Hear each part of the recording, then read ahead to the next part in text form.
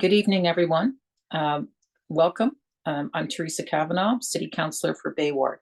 And tonight we're having an information meeting about a property at 1 Corkstown Road. I'm going to let the city staff explain all the details, but this is a consideration for lease for transitional housing. And I think many of you are familiar with the property, pardon me. I'll begin with a Indigenous land acknowledgement. I wish to acknowledge that Ottawa is located on unceded territory of the Algonquin Anishinaabe Nation.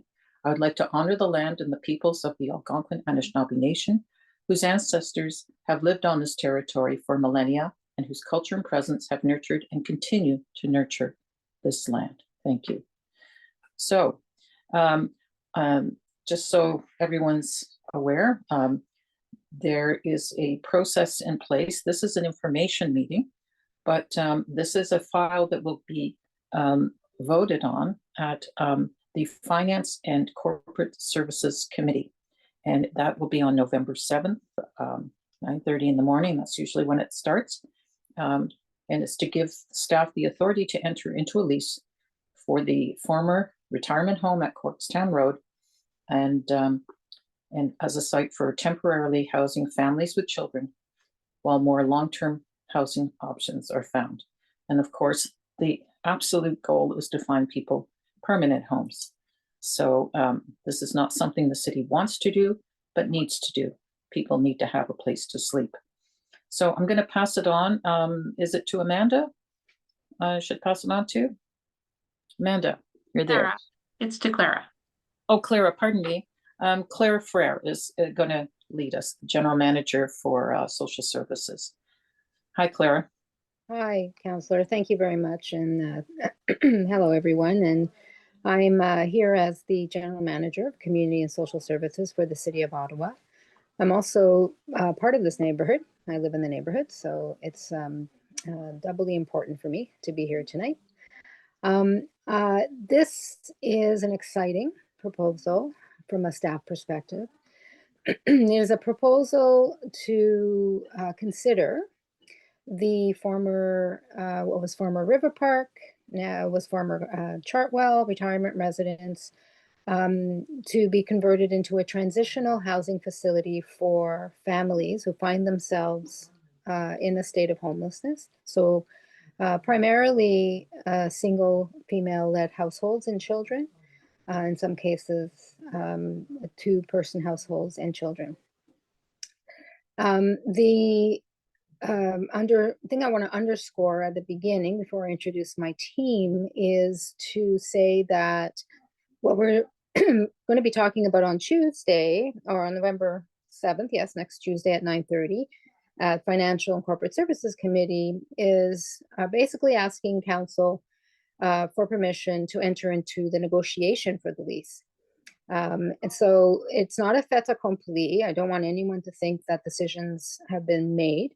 We're still deep in negotiation, and that's where essentially the negotiations require staff to have the authority level to negotiate at the financial level required.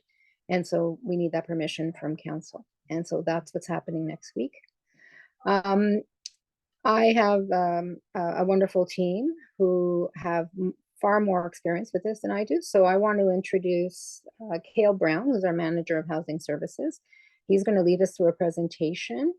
And then, of course, we have time for questions after that. And I also want to introduce Rochelle Ladouceur, who's a Program Manager in Housing Services on our team.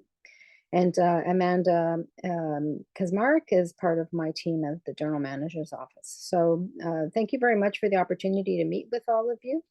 And it's nice to see new neighbors as well as old friends on the call. So Cale, I'm going to pass it over to you. Thank you, and I'll just give it a second to pull the PowerPoint up, but I just want to start by thanking everyone for allowing us the opportunity just to come consult with you, hear about some of the community concerns, and I look forward to the discussion at the end of the presentation. So the presentation's a short PowerPoint just to give you a general summary, and I'm sure many of you have seen there's an associated report with this. related to that committee presentation that's going to be going on Tuesday. Rachel, are you able to pull up the PowerPoint? I think we have screen sharing capability here.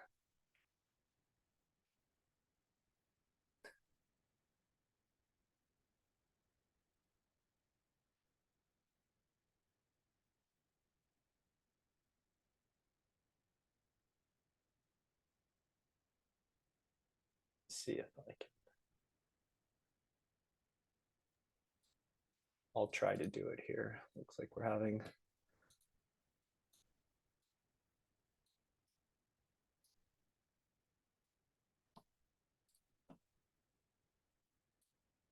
Kale, I think Cashel will just be pulling up. We just got her co-hosting privileges, so she'll be able to share.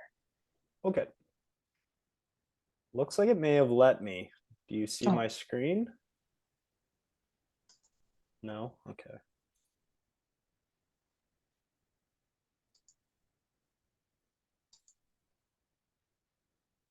You can see it now, Kale.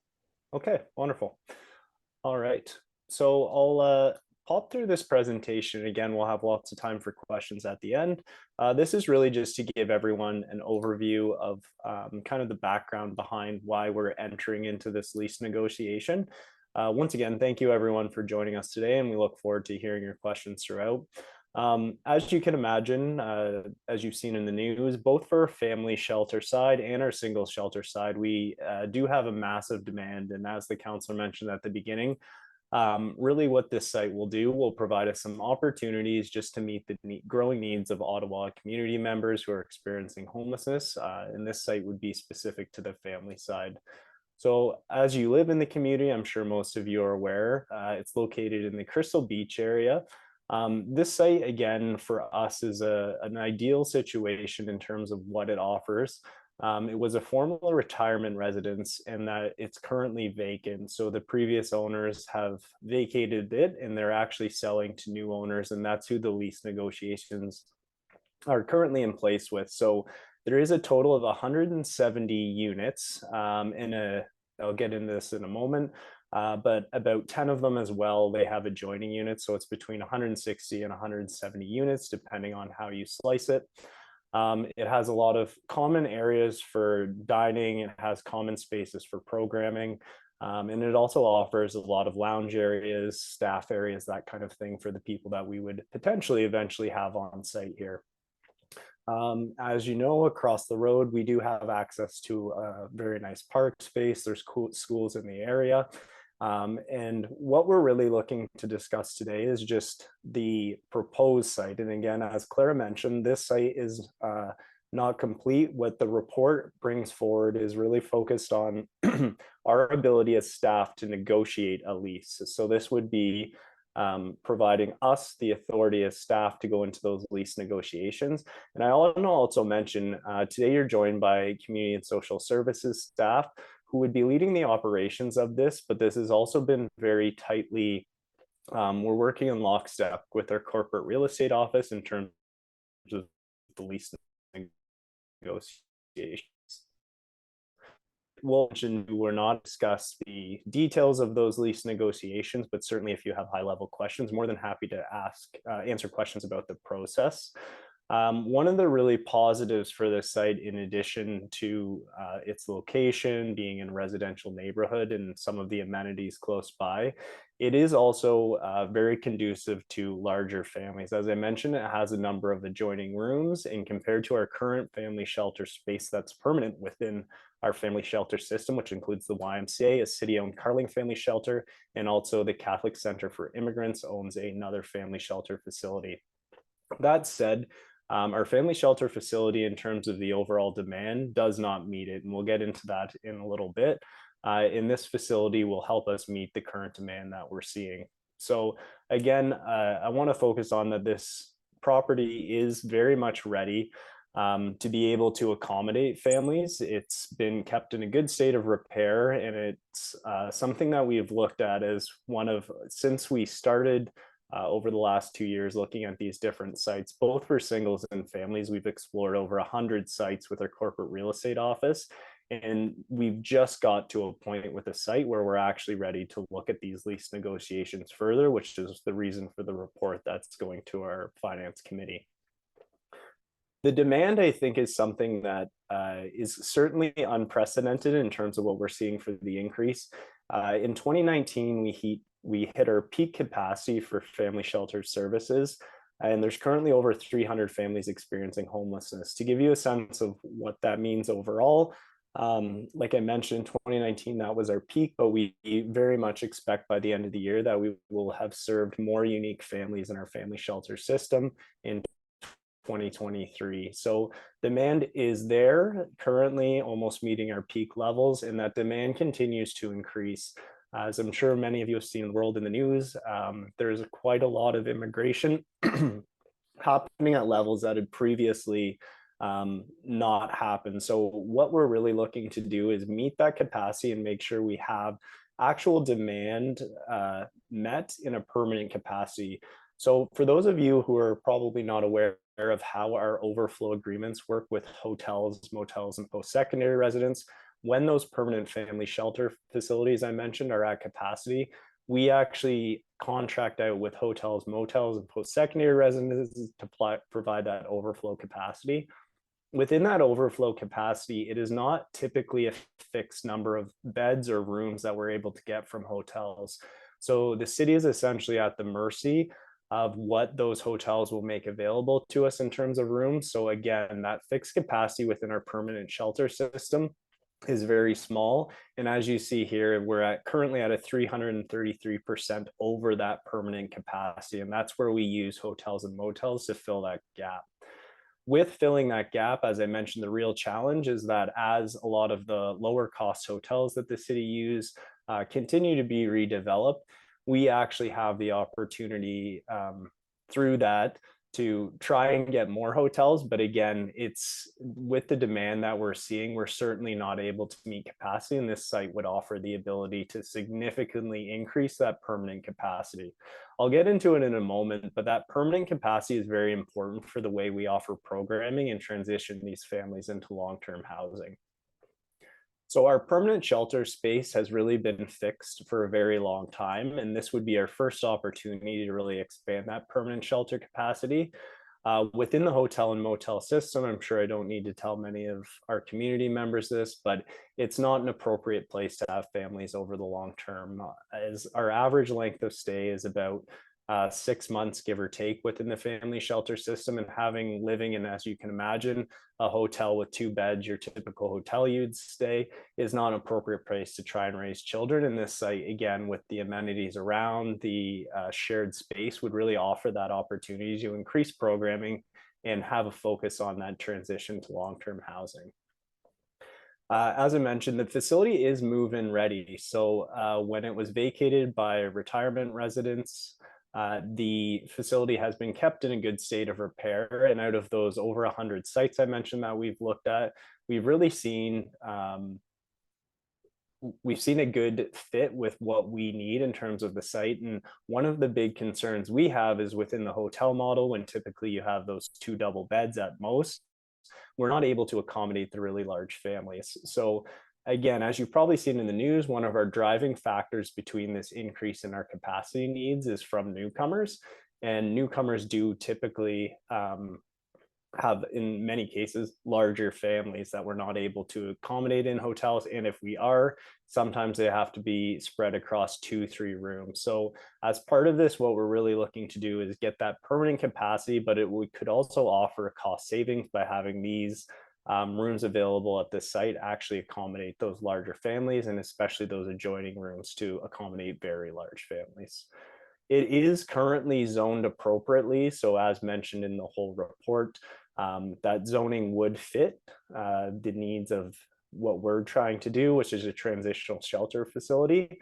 I'll just mention, for those of you who are not familiar with the difference between a transitional shelter facility and an emergency shelter facility. Emergency shelter facilities are very short-term stays, meant to be 30 days or less. And these transitional shelter facilities are really focused on stays of 1 year or less. but typically we see about 6 months or less as the average length of stay. The purpose of these kind of sites that are transitional is to set people up for immediate transitions to long-term housing and provide the appropriate supports to get them to that space. So that could include things like violence against women supports, as the City of Ottawa does act as overflow for the violence against women sector. We also provide supports for emergency response like floods, tornadoes, that kind of thing. As a piece of that as well, when we're doing these family shelter placements, we do place families where it is most appropriate. So as I mentioned, we have a variety of permanent family shelter providers, each with their own specialty. So we have groups like the Catholic Center for Immigrants, who really has a good focus on newcomers that we do leverage for these. So we place families where we can meet their needs most appropriately. And again, hotels and motels are not the ideal suited place to do that. So that's why we're looking to expand our permanent capacity. With this proposed approach, we would have enough capacity to meet demand. And again, going into the winter is always our concern. And we're seeing that continued increase, or exponential increase, I should say, of the number of families experiencing homelessness and the need for placement. We're also seeing a reduction in the number of hotels being made available to us, or hotel space, as tourism returns post-pandemic. So we're really trying to make sure that this permanent capacity is there so that we can have planned capacity to meet the need. I'll also mention, currently in our hotel and motel model, we have scattered sites. So the city currently has agreements with 28 different hotel providers across the city, and those are located all the way between VARs and the far west end. As you can imagine, for delivering services, case management services to families to support their transition to long-term housing, operating that far of a scattered model is very challenging. So what this opportunity would allow us to do is to co-locate a lot of those services, bring in newcomer services, that kind of thing, that can help families much more quickly transition, and they'll have available on-site supports 24/7. So the strategy we're kind of undertaking here, I think, was evident. If you've seen recently, the mayor has started a task force, which will look at actually supporting both the needs for the single sector and the family shelter sector. We are, again, at unprecedented levels in terms of what the demand is going to be in the coming months. And this will, again, help us have that dedicated capacity to be able to do this. Overall, from the operational side, I should mention as well, moving away from that scattered model to a more centralized model where we're able to provide those services and supports on site will represent an overall cost savings. Again, as you've probably been aware, our family shelter services are usually over budget because the continued demand is much above what we anticipate year to year. So this will, again, help us have a much more fixed understanding of what our costs are going to be and help those families more quickly transition to long-term housing. I was going to say next slide, but it's on me. 1 second here. So what is transitional housing and who will it serve? So I kind of got into this. This transitional housing is separate from emergency shelters. So the transitional housing is, again, looking to set people up immediately to transition to long-term housing with those appropriate supports. As I mentioned, it could be VAW supports, immigration supports, depending on what the family needs. And again, we'll be able to much more quickly transition families out of shelter by having those supports on site and co-locating so that families are able to receive wraparound supports. I'll also mention, very importantly, all of our family shelter sites have 24/7 on-site support that will be operated through the City of Ottawa.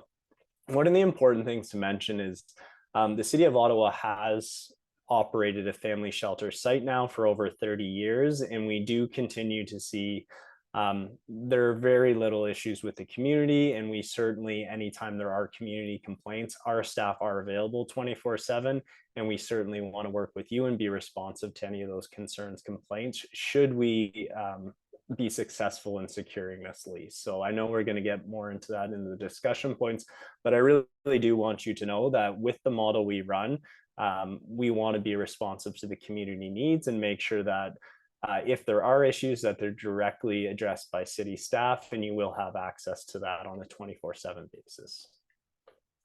So what supports are offered on site in a transitional shelter model?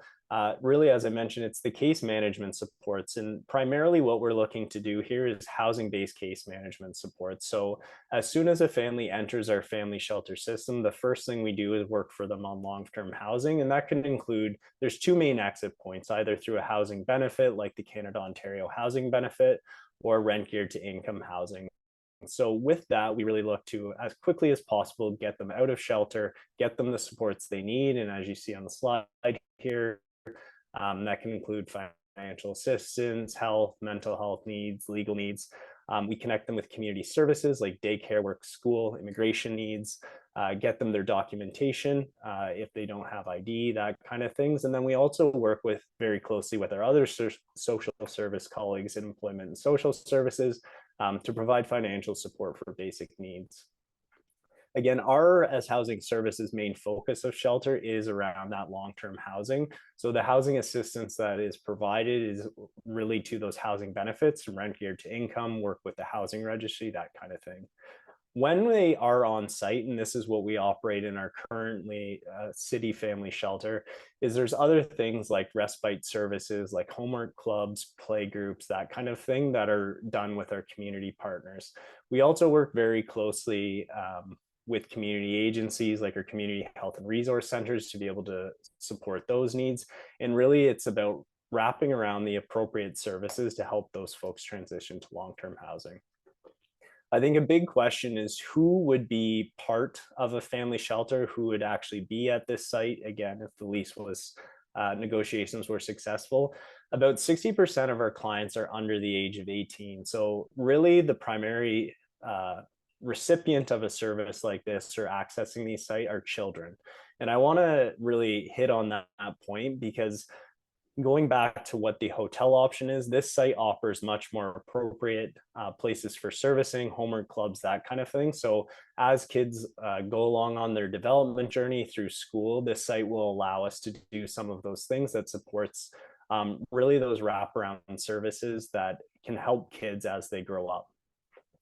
In terms of who our demographics are as well, about 63% of our shelter clients are newcomers currently. These newcomer families as well will need additional wraparound supports related to the immigration process. So one of the things we're going to be looking to do is co-locate a lot of our services around newcomer services at this site. So they'll be able to provide those direct supports to help them transition, integrate with the community, and secure that long-term housing. As mentioned before, one of our key considerations for this site as well is to deal with families of 5 or more. As you see there, there's 26% of our families are those larger families, which are not appropriate to accommodate in a single hotel room, which leads to us needing to secure 2-3 hotel rooms at a time. And this will allow us to be able to actually have the families in the same room with these adjoining rooms. And then a lot of the rooms, even if they are not adjoining, are a lot larger than what's available within our permanent family shelter system or our hotel system. And again, the city has run a site like this for over 30 years, and there's minimal issues that we ever experience with the community. And we do, as a department, we want to integrate these families in the community. That's a big piece of it. Beyond connecting them to just the community service suite, we want them to be community members just like everybody else, accessing the same schools, playgrounds, that kind of thing as other members of our communities. So some of the frequently asked questions, and I know we'll have lots more time to dig into these a bit more throughout the remainder of the meeting. One of the questions we received is why not seniors housing? So again, seniors housing is extremely important priority items identified in our 10-year housing homelessness plan. So we do have plans around what we're doing for senior housing, doing affordable unit development. We also have targeted programs for seniors that actually support low income seniors and then seniors who have special needs. So with that programming, we are not actually interrupting this at this site. So the current business owner that was Chartwell, they've actually shut down their business about 9 months ago. So we are not displacing anyone. Currently, the facility is empty. So we are going to continue to focus on seniors through our 10-year housing and homelessness plan and the development in there. So if anyone has any questions on that, happy to dig into that further in the next section of questions. So one of the concerns we've heard as well is that Carling is too busy for families and kids. So again, we recognize that this is on Carling, people speed through very fast. And what we do at the family shelters, we make sure that our families are provided the supports to ensure that they have the knowledge of how to protect their kids in the space. So similar to all of the other community members with families in this area, we would certainly support them with how to cross the road safely, that kind of thing. And we'll work with our partners in transportation services and things like that to be able to do some education around this. Our other currently owned city family shelter is also on Carling, and we do understand that there are risks there, and we work really closely with our community partners, families, and through our case management services to support issues there. Of course, we would also want, because there's really wonderful park across the road, that we would want the families here accessing that just like the rest of the community. And we'll also be looking at what our options are for indoor and outdoor space for programming, recreation, that kind of thing. So that part of the plan we have not got that far into, and because the lease negotiations aren't finalized, that's going to be the consultation and work we have to do ahead of us should the lease negotiations be successful. I think the biggest question too is, why is the community just hearing about it now? And I think that's very fair in terms of the concerns. As I mentioned at the beginning of the presentation, we've explored over 100 sites, and many of these sites, in fact, all of them except to currently this site, have not made it to the point where we would be entering lease negotiations. So until we get to this point where city staff need to enter into these negotiations and need the appropriate delegated authority, we essentially don't want to alert the community, because most of these were not successful in terms of the appropriateness for family shelter. So that's why you're hearing about it at this point. Entering these lease negotiations again is an operational decision by staff. And because the delegated authority, and as you saw in there, is of an amount that's not within staff's delegated authority, that's why this report is coming to council. So again, at this point, it is again not a secured lease. This is just providing the authority to staff to be able to enter those lease negotiations with a pre-approved amount. So moving forward, I think it's really important that as or if we move forward with the lease negotiations and they're successful, we do want to keep the community apprised of what our plans are for. And I think a really important document to mention here is that all of our family shelters need to follow our Ottawa Emergency Shelter Standards. And in this case, it's the Ottawa Transitional Housing Program Standards. So we're more than happy to share those, but it is a robust set of standards with some nice evening reading of 100 pages or more of what types of services and supports are offered on site, and the expectations both for our services, the residents that are at these programs, and for the community. So I would encourage you too, if you want to dig into a bit more of what does a transitional family services look like, we can provide that document.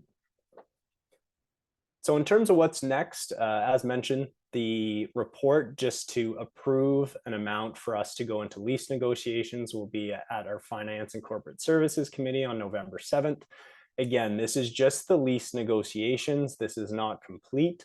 So that is why, again, there's a lot still up in the air in terms of the exact nature of programming, how everything will work, but we're very happy to take into the community concerns tonight and have a discussion on things we'll need to mitigate should this be successful, and provide a little detail on what current family shelter operations look like that are in a very similar vein. Again, if successful, there'll be further information about what that looks like. And certainly throughout that process, we'll be keeping the councillor office apprised, as well as the community as we move in. So I kind of think as a final thing, I want to mention that when we operate family shelter services on site, our focus is to make sure that our people receiving our services are part of the community, and all what you're going to see in our answers throughout tonight are really focused on making sure they're integrated in the community, part of the community, and we want them to be contributing members of the community. So again, those Ottawa Emergency Shelter Standards and our Ottawa Transitional Housing Program standards are kind of the guiding principles, and you'll notice they're very similar documents, but that's really the backbone. But again, in terms of how we interact with you and the community, that's very much something we want to be working together on, and it's not something that's going to be fully directed by the City of Ottawa. So I think with that, I'll kind of close off the presentation here. I do want to just make mention that we do have a direct website link, as you can see here, that provides kind of the so far FAQ. As we do receive more questions from the community through this session and through the email address you see down there, corkstownroad@ottawa.ca, we will be updating that FAQ. So please do check in on that website to see if it answers your common questions. And certainly as we get more questions or ones that haven't already been answered, we'll be adding them up there.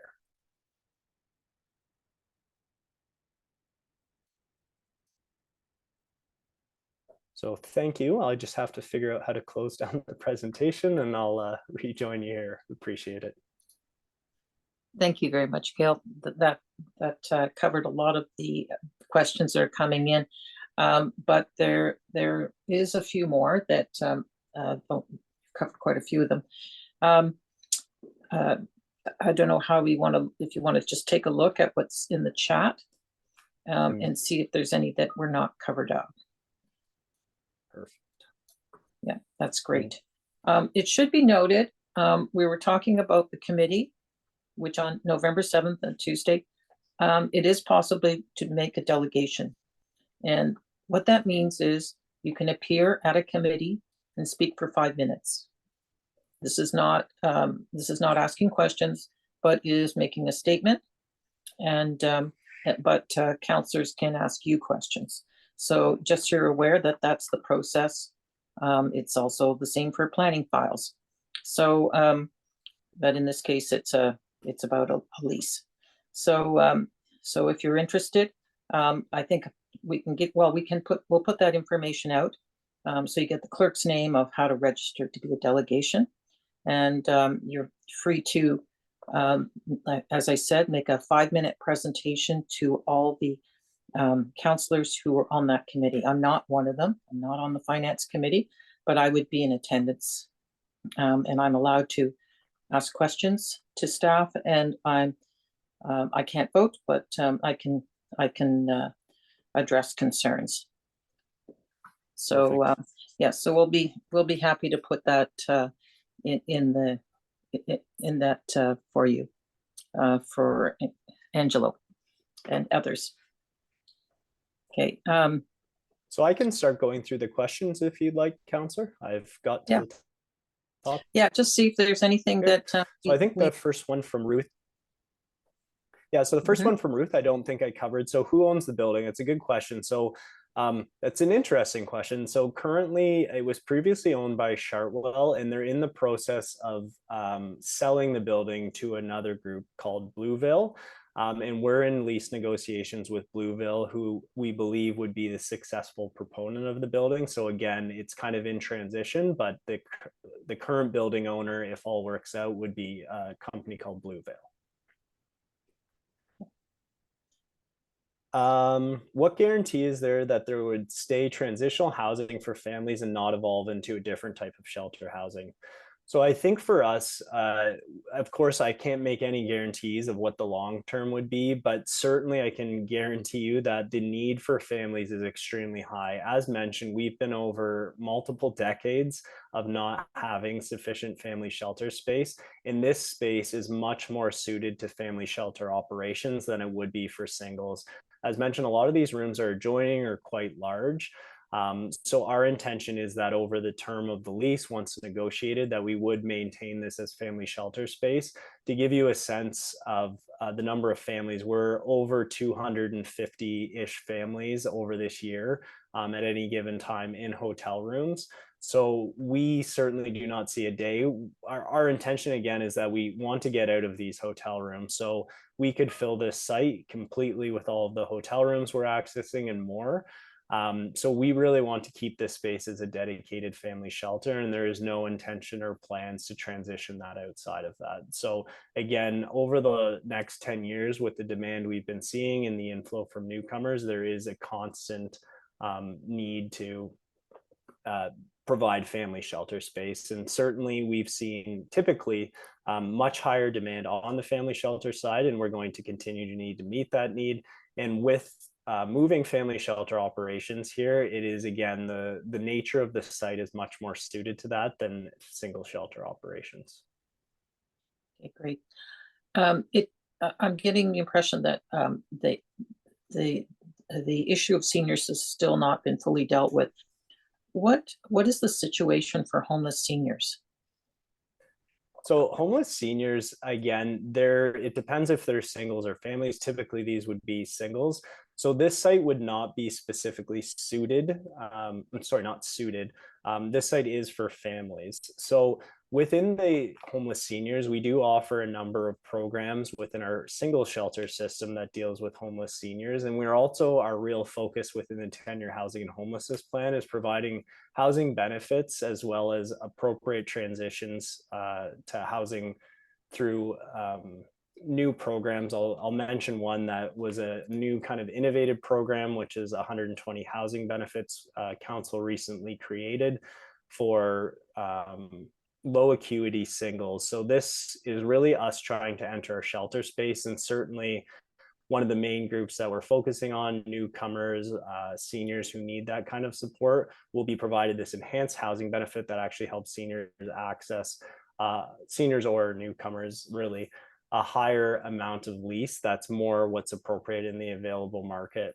I think the other thing we're trying to do is when we build new affordable housing, we also set specific targets through the 10-year housing and homeless plan for seniors, Indigenous, and those targets can be reviewed in there. But again, it is one of our key priority groups within the 10-year housing and homelessness plan for all new affordable housing builds. So typically that process does not necessarily happen directly through the shelters, but the housing registry as well pairs up to those seniors benefit for rent to income housing. And then we also make available those singles housing benefits, which could include the Canada Ontario housing benefit or that enhanced benefit I mentioned that is currently available as a pilot project.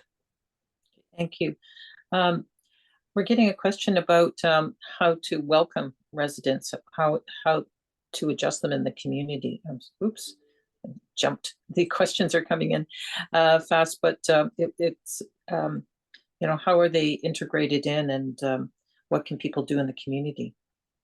Yeah, so should we be successful in the lease, one of the big things we want, again, that's our key thing, is to integrate in the community and allow them to become members just like everybody else here. So once we do that, we'll certainly be communicating with this whole group and anyone else who's interested in the community. With our existing family shelter facility, there's lots of opportunities. We've done, you know, community barbecues, really fun events, shoebox events, that kind of thing. So we do a lot of programming within the family shelter. Should you wish to participate in that or get to know the families, we're more than happy to link in. And certainly the families love that kind of thing. So it's a great opportunity to really bring anyone in. And again, if you have questions on what do families who are experiencing homelessness look like, we're always happy to provide some of their stories. It's quite amazing what a lot of people experience and what they go through, and their resiliency really in terms of how they've come to Canada. And for people who are permanent residents, we really want to make sure that we as communities are welcome and opening, and certainly on the other side of things that families have the opportunity to get involved in community events, community services. So I think as the community, if this was successful, we want to make sure that community events, that kind of thing, are shared within our family shelter. We do work really closely with our caseworkers, that kind of thing, when there's community barbecues, all of that kind of thing, and really welcome, get to know them just as any other family in the community. Thank you. There was a question about transportation, and I can say, Kale, that I actually met with OC Transpo before coming to this meeting and asked them. The bus service is the 58, and I made them aware that there was be a possibility of more ridership. So I brought that to their attention, and, to go to, Bayshore. It's not too bad. It's total 11 minutes by bus. So, so that was raised, and just so you're aware, Yeah. it's possible walking. It's a little long. Yeah, and I want to thank you for bringing that up. I'll mention too, there's kind of a subsequent communication plan that would happen to our different community partners should we be successful in the lease. And that would include things like school boards. I know that was a concern that's been raised to us before, OC Transville, the community health and resource centers. Again, we don't want to go too far down that road until we know if we're going to be securing a lease for this site. But a lot of those community partners, we're going to be reaching out, making sure that they know there's going to be potentially this additional increase in all of those services. Okay. Will there be opportunities for employment or volunteer work such as babysitting or ESL conversation groups? Yeah, so typically what we do with all of our family shelters is a lot of those services are contracted through community agencies like Pinecrest Queensway, which I know is in the neighborhood as well, and we work closely with them at our current city family shelter. There's not volunteer opportunities currently directly with the city, but a lot of our community partners that provide direct programming in these facilities, there'll be opportunity through those groups. Okay. Okay, in terms of the 170 rooms, how many would be used, and what's the maximum number of people that would be in this facility? So the maximum number of people would really be determined by what fire code regulations are. Because it was operated as a senior facility previously, our corporate real estate office and our planning group is currently in the process of determining what those would be. I can't give you an exact number. We are quite flexible on the number of people that we can put in a room. However, it has to meet those fire engineering codes. What we're currently saying is that between 161 and 170 families, I should say, would be placed into this facility, and that's dependent on those 10 adjoining rooms for very Okay, thank you. large families. I'm just going to past that, we can share more information, but again, it's kind of determined by the engineers. Thank you. Yes, it's all under the codes, and we won't exceed them. Can I ask people not to put comments in the chat, just questions, because it's difficult with the number of people for our staff to bring the questions to me. So we know there's a grocery store, Bayshore, everyone knows that now. It's Walmart, but that'll help us get to the questions, if that's okay. Thank you. And one of the questions is, does social services have a budget to undertake this project, and will it take from other programs? Can you explain the budget? Yeah, so the budget for this is being done under our operational budget. So as I mentioned, currently this does represent a cost savings. The city does operate a deficit related to our hotels, motels, and post-secondary residents.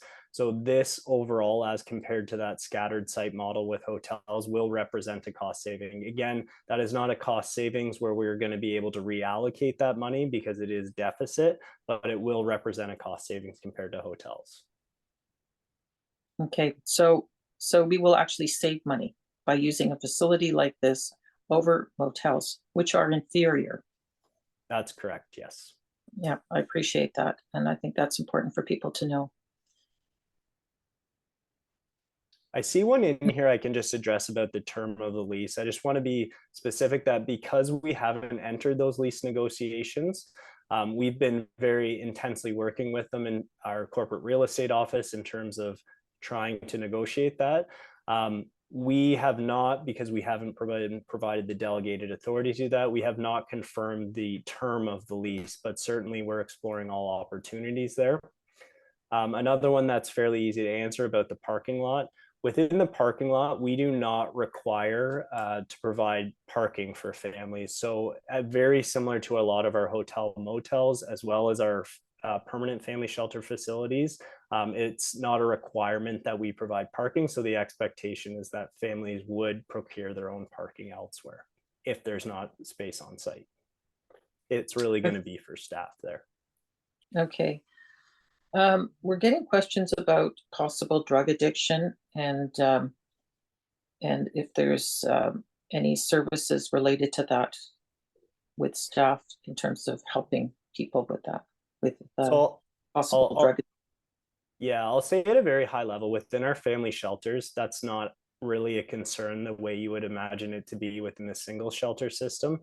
Certainly, we would link in families to mental health addiction services should there be a requirement there. But again, among our family shelters, that's not a prevalent thing. Like you're talking, it's one of those like 1 in 1,000 kind of things. It's not something that we regularly provide through family shelter services. Okay, yeah, I've seen the same. What provisions are made for the residents to go to grocery stores, drugstores, medical practitioners?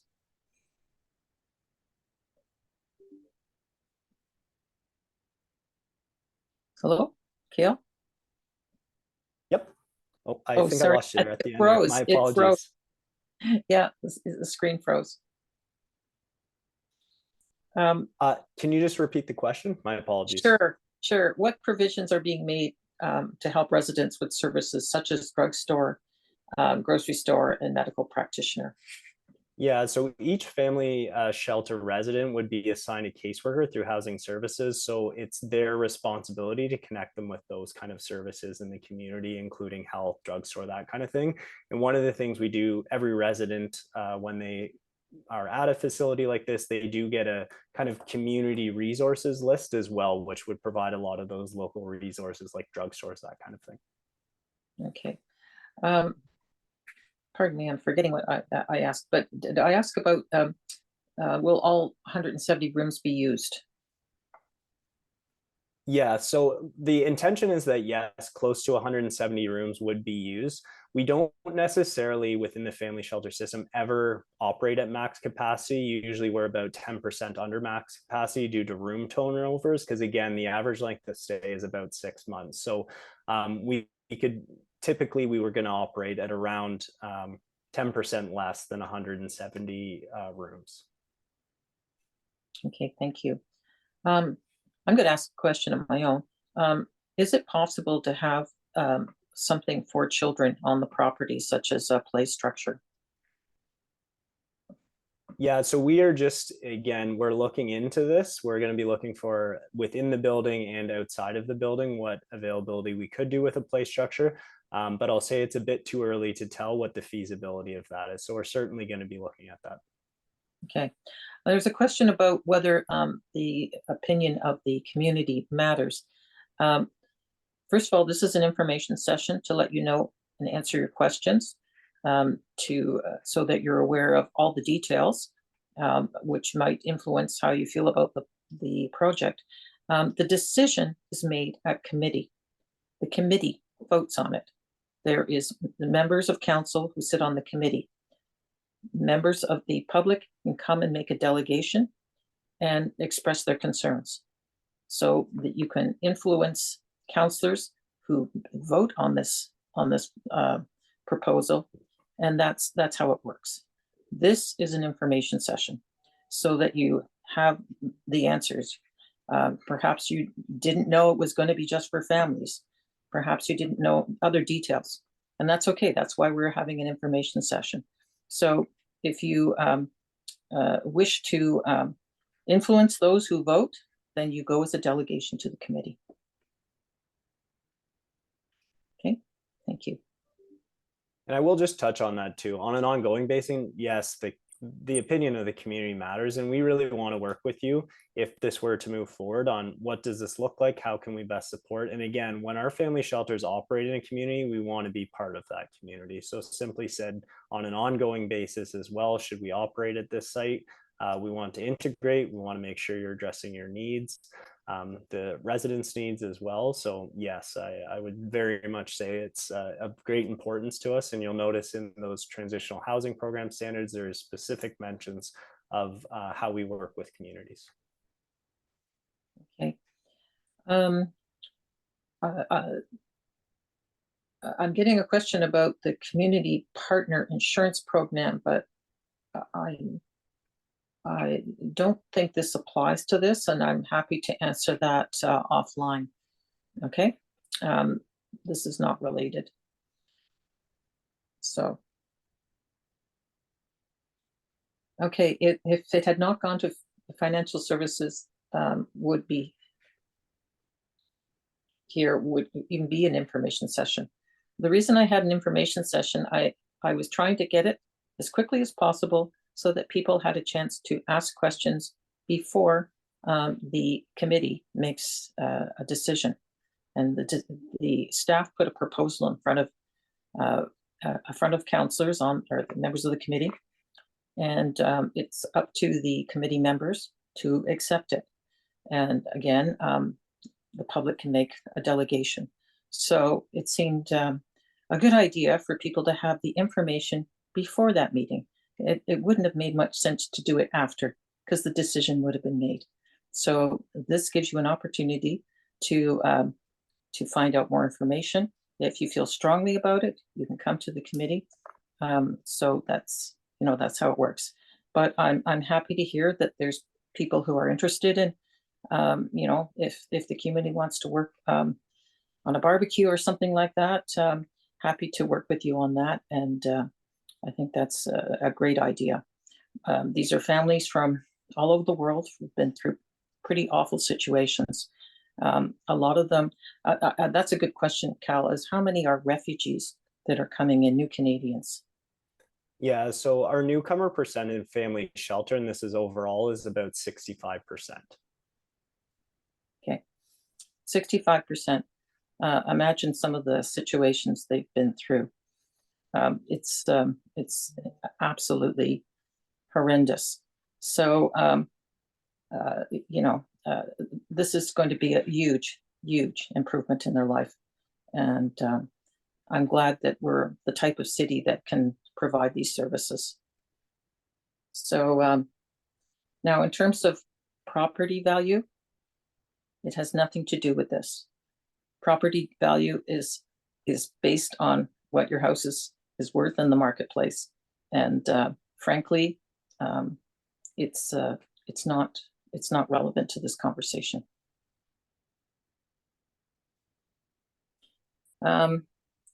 I do see one in here that's an easy to address one too. It is going to be city staff operating this facility. This would be a city run facility. Mm-hmm. Yes. Is there any consideration on the impact of children currently attending the school?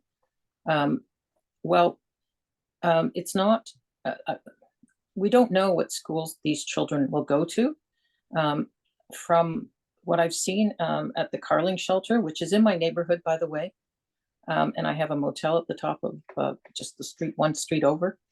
They go to all different schools because many of them are francophones coming from francophone nations in Africa.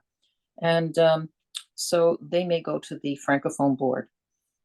So it depends. So there's likely a split up that in terms of which schools they go to, depending on the language they speak. And so that's a factor. So hard to know that. I don't expect they would be going to Lakeview. I expect that they would probably go to an English stream school if they chose to speak English. So as always, school boards are contacted about any change in residencies. So they would be contacted.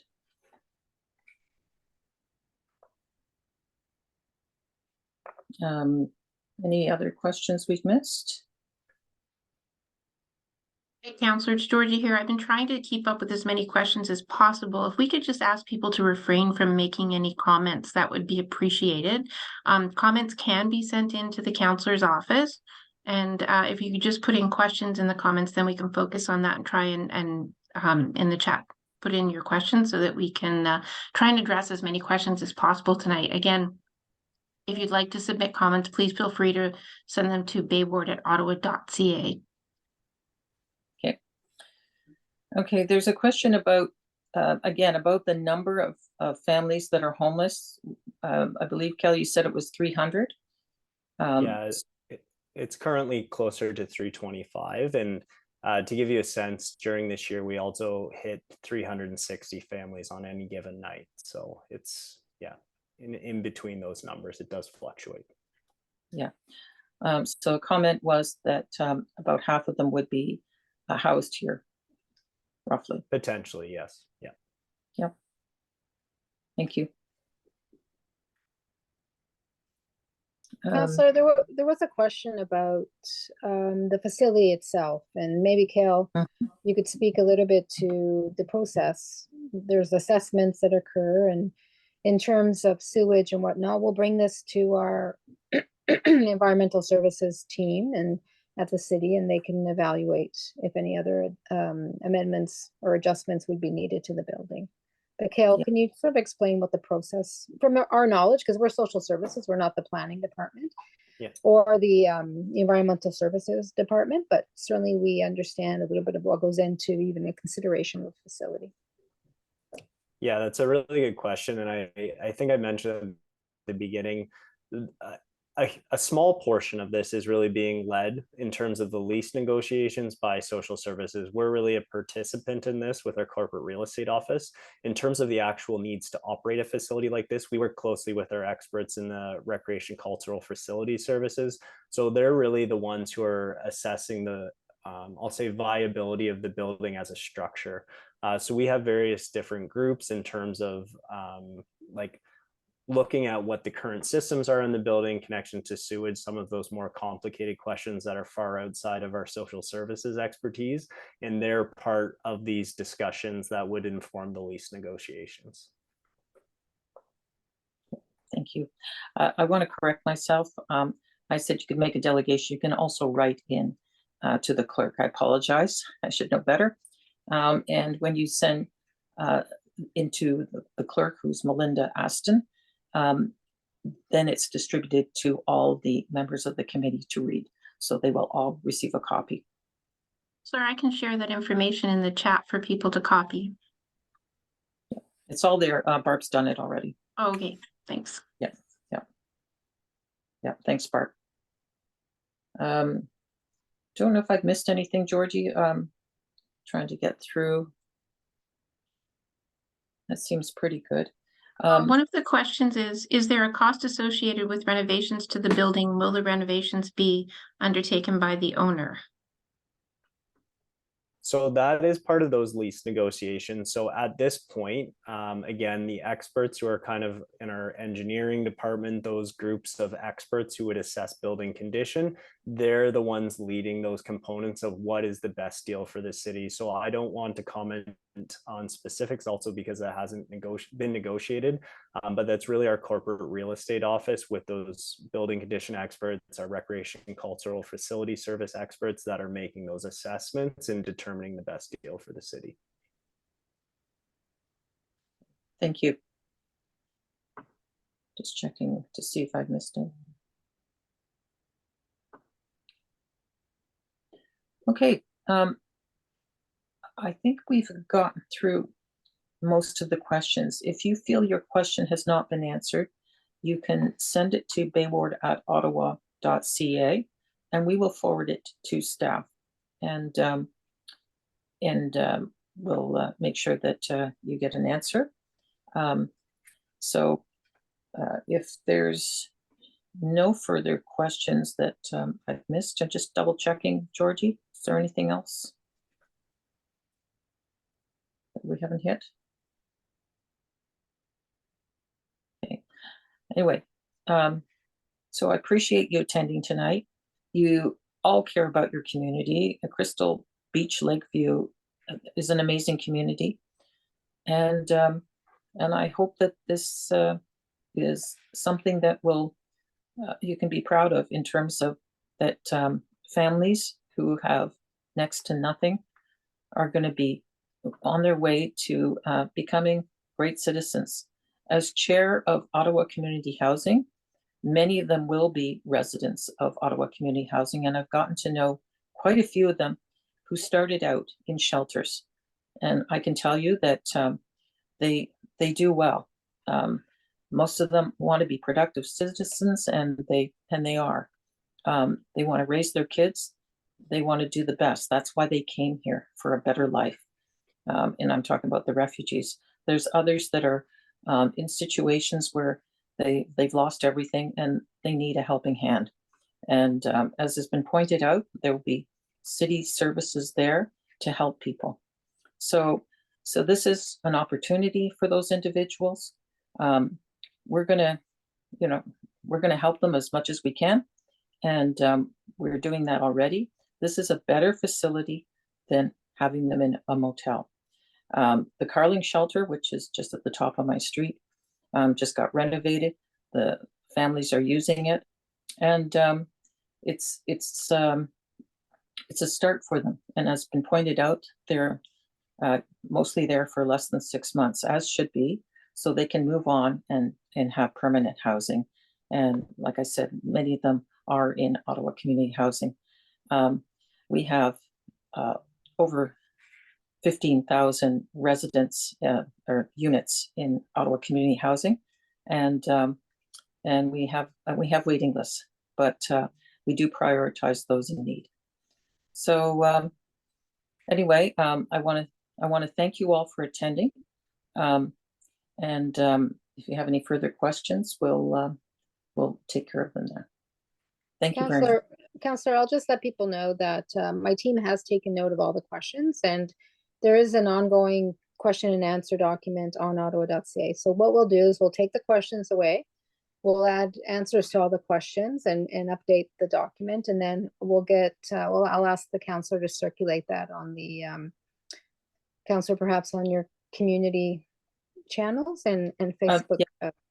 Yeah. We can put it in the newsletter and in a Q&A format, which was already done when we already had a Q&A format, which answered a lot of the questions already.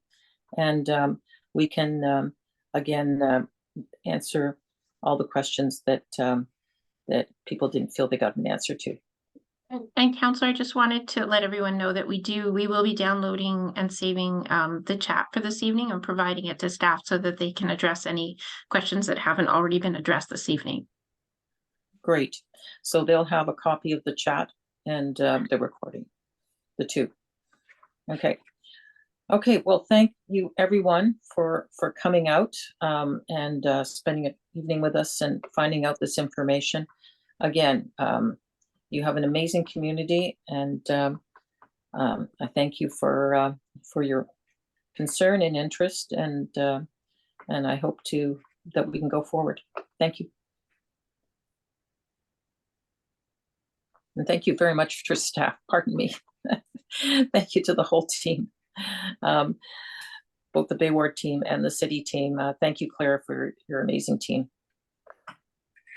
helping a lot of people. Thank you. Thank you.